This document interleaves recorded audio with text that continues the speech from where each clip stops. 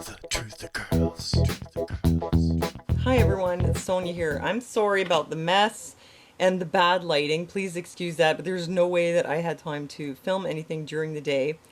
But I'm here to tell you about something that I think you're going to find really cool, unless you think I'm crazy. That's the other possibility, which is some really cool visions that the Lord has actually given me over the years concerning my son, who is autistic. I want to share this with you because I know that, well, when you have an autistic child, things are tough. And sometimes you just feel like, what the heck? I mean, why? Why? Yeah, just why? Like, why are we having such a hard day? Why does everything have to be so hard? It's not hard to sometimes feel like really discouraged. Discouraged. So I want to tell you this story, though, which is something that has encouraged me many times over the years. And two, I just want to give you an update on his birthday situation. As I mentioned in my last video, like the outing that we had the other day didn't go well. He had a meltdown. But today he did get together with his other friend, the one who couldn't make it to the first outing, and her mom, who's a very good friend of mine. And we went down to the Notre Dame Cathedral in Old Montreal, and we saw the light show, which was really, really awesome, and he had a great time. Okay, so here's the thing I wanted to tell you about. You guys know I'm a Christian. Why is my camera so shaky? It's like my hand's shaky. I've actually been a Christian for a very long time, which is not the same thing as being a saint, but it means that, you're a believer, you follow Jesus Christ, and that is what I have been doing, for a long time. And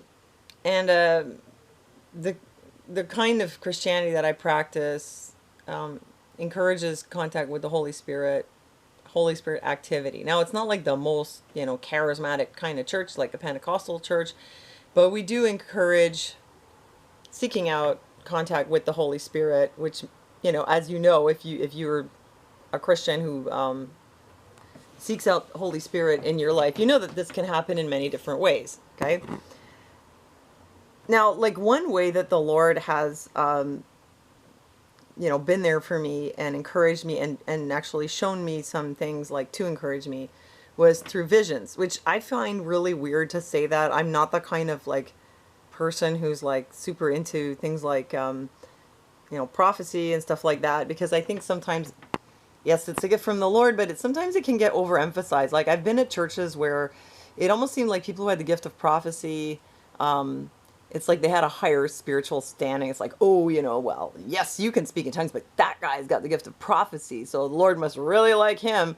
It's just kind of was like this hierarchical thing. So I try to really downplay that, because you want to keep your humility. You don't want to be like, oh, look, the Lord did this for me, so look at me, and I'm pretty spiritual. Like, it's not about that. Like, it's in all humility. I'm just going to share with you, this is what the Lord did, just showed me some things, but the Lord has showed me a few things. So I really want to tell you this story because it's actually quite mind-blowing. And it puts this whole autism thing into perspective sometimes when I forget, and I got to remember the story.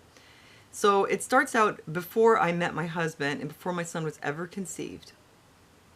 In my prayers, the Lord actually showed me this vision of me holding this chubby blonde boy, and he was telling me, this is your son.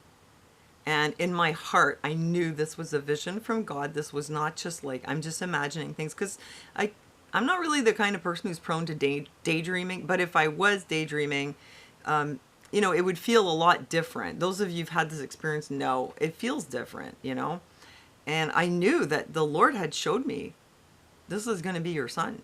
And I was like, okay, wow, that's really super cool, There's no man in my life at this point, so I'm like, okay, we'll see how this turns out. Meanwhile, my husband, at some point later, he was in the hospital. He's having all these awful health problems. And he was praying to God. And he was saying, Lord, I want a wife.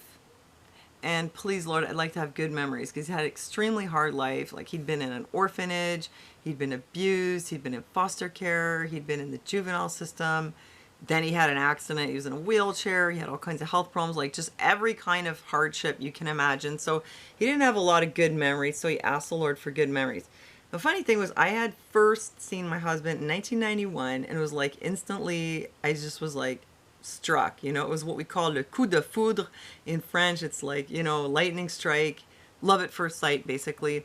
And I'd seen him around for years, but I was like, ooh, there's that guy. You know, there was just something about him. But I never talked to him because I was kind of intimidated. He looked like a badass. Anyway, so I'm up there working at this hospital as a transcriptionist, and he happens to be there as a patient. We happened to meet outside, and as soon as we met, we just hit it off.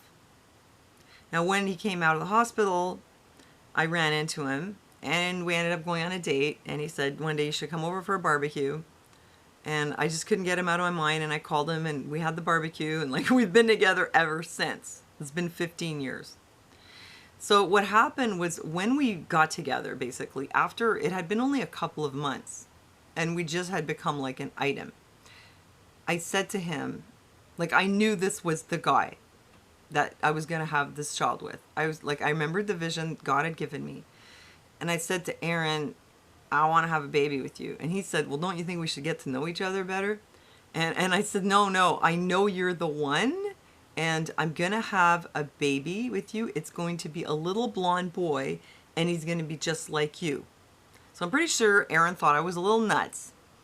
But I remember specifically I said this to him. Well, we went to a fertility clinic because, you know, he's in a wheelchair and whatever. Turns out that I'm subfertile. I'm 32 years old. No, 33 at the time. Turns out I'm subfertile. It's not looking good. We end up doing IVF. We do 2 cycles. It doesn't have. I did get pregnant on the second one, but I had a miscarriage. It's not looking super good. And Aaron gets a word from the Lord. He's like, don't wait. Do the 3rd cycle. Do it now. You're going to have a baby. Because they wanted me to wait longer. So we went to the doctor. We're like, we know we need to do the cycle right away. We're both like, the Lord told us to do it. We're just going to do it. So we do the cycle. I have only 4 eggs. They tell me one of them fertilized. I go up there alone. They're like, where's your husband? I said, oh, I told them, don't even bother. Like, you know, I only have one embryo. And they're like, how do you know you have only 1 embryo? I said, well, that's what they told me. They're like, well, actually, you have 2.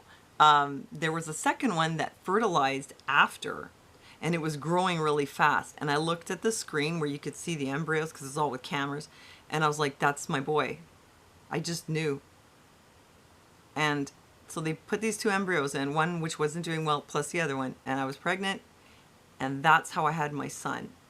And I had the little blonde boy that I had told Aaron that we would have. That the Lord had showed me before I ever met Aaron. And, I mean, it could have been a girl, it could have been a boy, he could have looked any way. Anyway, it was the chubby blonde boy. It was exactly the kid that I saw. So there he was. So our relationship started with prayer and a vision. And then this vision that the Lord showed me became real.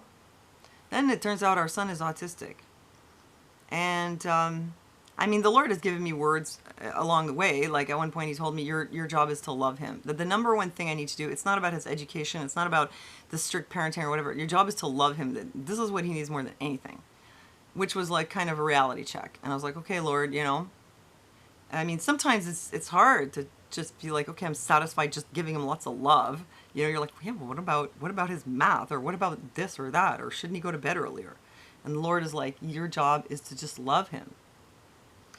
So,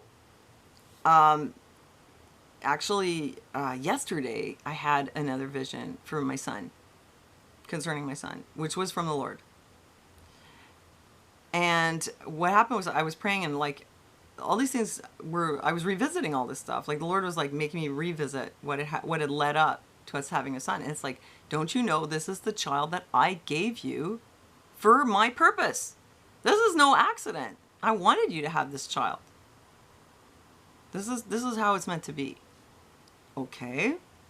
So then he shows me a vision of my son and he's standing in front of all these people. He's addressing this crowd. I don't know what he's doing. I don't know if he's preaching or he's entertaining them or he's giving a testimony or what he's doing.